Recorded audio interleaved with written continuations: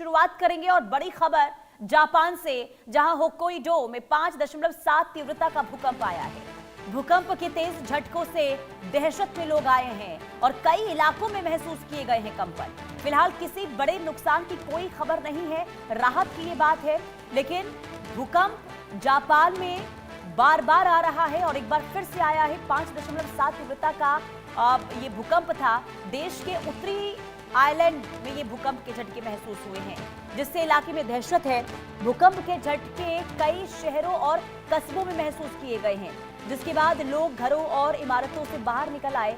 और शुरुआती जानकारी के अनुसार भूकंप का केंद्र जमीन के भीतर मध्य गहराई पर था, जिसके कारण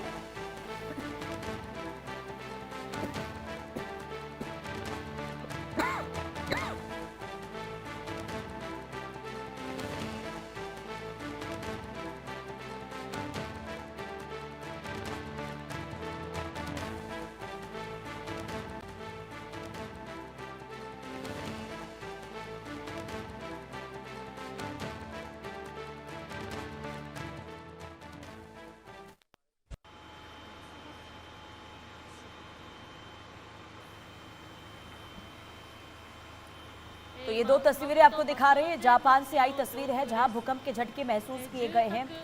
हालांकि 5.7 तीव्रता का ये भूकंप था और अभी फिलहाल किसी तरह के नुकसान की कोई जानकारी नहीं है। लेकिन बार बार भूकंप, क्योंकि इससे पहले भी 7 दिन पहले जापान में भूकंप के झटके महसूस किए गए थे, उसकी जो तीव्रता थी 7 के आसपास थी। और एक बार फिर से भूकंप की वजह से यहाँ पर लोगों में दहशत का माहौल देखने को मिला है।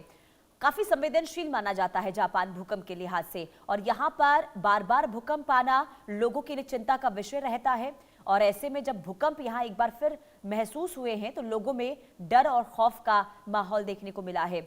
आपको बता दें कि जापान में बार बार भूकंप क्यों आता है, क्योंकि यहाँ पर हमेशा एक दबाव, और जिसके बाद अचानक से जो कंपन है वो सतह के ऊपर महसूस किए जाते हैं।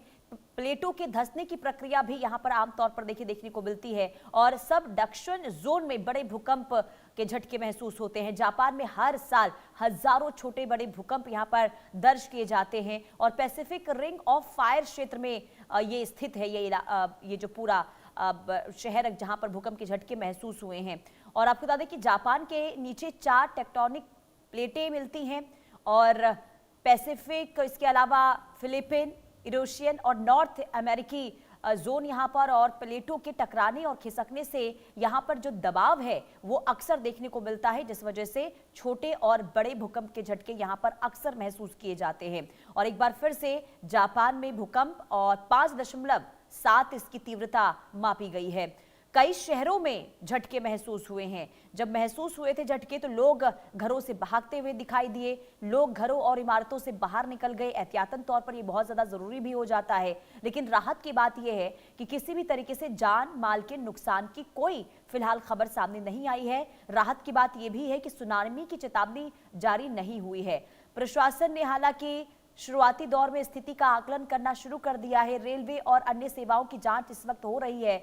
आफ्टर शॉक आने की भी संभावना जताई जा रही है, और ऐसे में जो प्रशासन है वो एहतियातन तौर पर जो संवेदनशील इलाके होते हैं वहां पर नजर बनाए हुए हैं। और इसके अलावा क्या कोई नुकसान तो नहीं हुआ है, ये जो भूकंप के झटके महसूस हुए हैं इसकी भी स्थिति अभी जांची जा रही है। मनोहर केसरी संवाददाता तमाम जानकारी के साथ जुड़ चुके हैं। मनोहर, 5.7 तीव्रता का भूकंप जापान में आया है, क्या अपडेट है, क्या कोई नुकसान?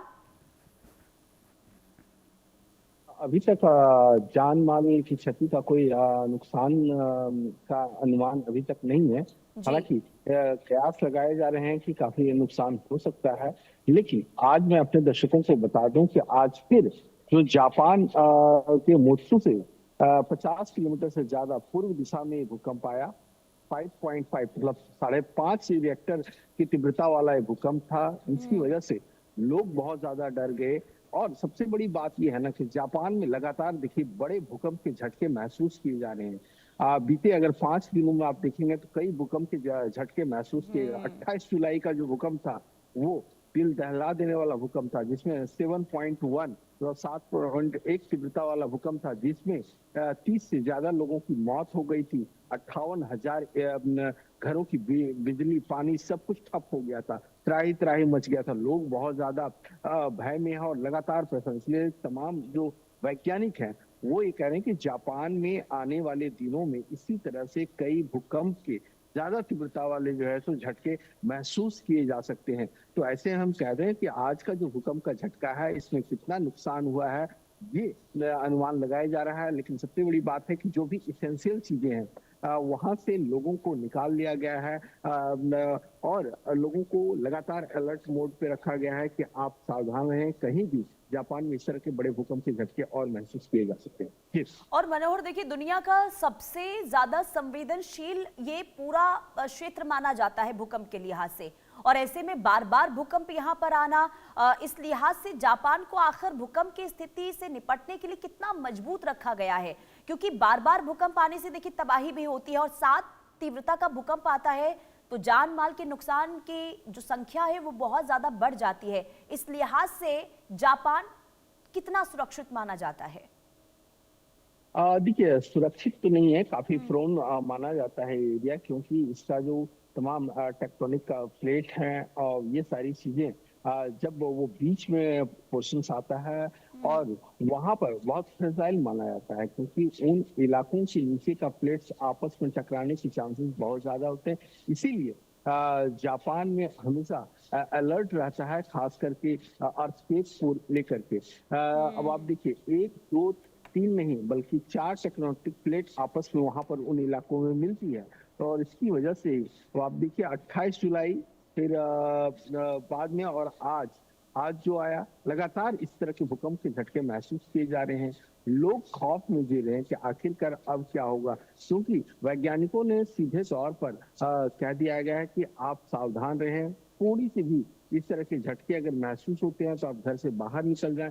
ये आप देखिए, हमारे जो दर्शक हैं वो लगातार ये तस्वीरें देख रहे हैं, उन इलाकों की तस्वीरें हैं जो मुत्सु से 53 किलोमीटर की दूरी पे है और जहां ये झटके महसूस किए गए। इसके साथ साथ पूरे जापान में ये झटके महसूस किए। जो वहां पर शॉपिंग मॉल में लोग थे उन्होंने महसूस किया। जो दुकानें थे, दुकान में जो सामान रखे हुए थे वो सारे नीचे गिर गए। तो ऐसी स्थिति में झटका जो है सो बहुत ज्यादा था, और आने वाले दिनों में और झटके महसूस हो सकते हैं। जहां तक जान माल का सवाल है तो जान माल का आकलन किया जा रहा है। जी। लेकिन मनोहर, क्योंकि जापान अगर रिंग ऑफ फायर पर स्थित है, इस लिहाज से वैज्ञानिक क्या बताते हैं? क्या छोटे छोटे भूकंप भी खतरनाक होते हैं जापान के लिए? देखिए, बिल्कुल लेकिन सबसे बड़ी बात यह है कि जापान जिस तरह की स्थिति में है, जिस तरह का उनका ज्योग्राफिकल कंडीशन है, जिस तरह उसकी इलाके की सीमा रेखा है और अंदर जिस तरह से 4 टेक्टोनिक प्लेट आपस में मिलते हैं, तो ऐसी स्थिति में जो है सो खतरनाक छोटे छोटे भूकंप के झटके भी हो सकते हैं। हालांकि उसका दायरा कितना होता है, वो कितना नुकसान पहुंचा सकता है, ठीक है, अब ये तो इंतजार उस करना वक्त होगा। पता चलेगा। अगर एक बार फिर से भूकंप के झटके महसूस हुए हैं तो आगे स्थिति क्या निकलकर सामने आती है, नजर बना के रखिएगा, जानकारी लेते रहेंगे। फिलहाल